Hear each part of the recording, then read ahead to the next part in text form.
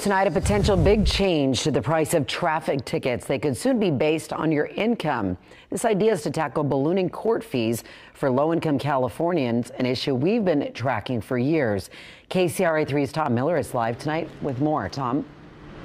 Kelly, if you can prove that you can't afford to pay the fine, then you could get up to 80% off of your traffic ticket and the fees that go with it. After a series of speeding tickets and lack of income to pay them, Tashna Harding found herself owing the government $4,000. I remember I was talking to one of the representatives and I was like, I can't even afford to make this $50 payment this month.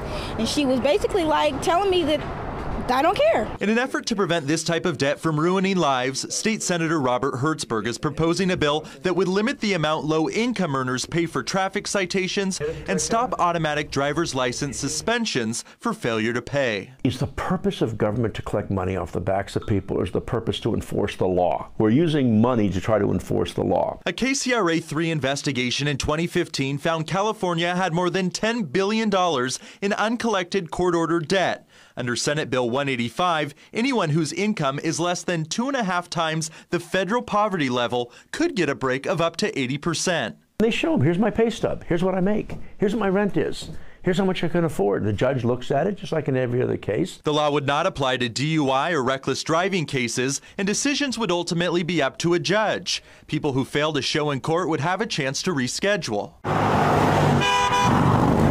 In a letter opposing the bill, the president of the California District Attorneys Association writes, some amount of responsibility must come with operating a motor vehicle and promising to appear in court when violating the rules of the road. But for Harding, the bill could mean the difference of thousands of dollars. Pretty much, I'll be able to basically pay the whole ticket off if they do that. So that'll be more efficient. People actually will pay their tickets. This bill has already made it through several committee hearings and is expected to reach the Senate floor at the beginning of June. Live in Sacramento, Tom Miller, KCRA 3 News. So, Tom, I mean, you mentioned this would reduce fines for low-income earners. Has Senator Hertzberg talked about anything about maybe raising fines for higher-income earners? Well, yeah, he's talked about it, and in Finland they actually do it. In that country, the wealthy can pay up to $10,000 for traffic tickets, but that is not the plan here for now. $10,000. Okay, we'll see what happens. We'll be following this one, Tom. Thank you.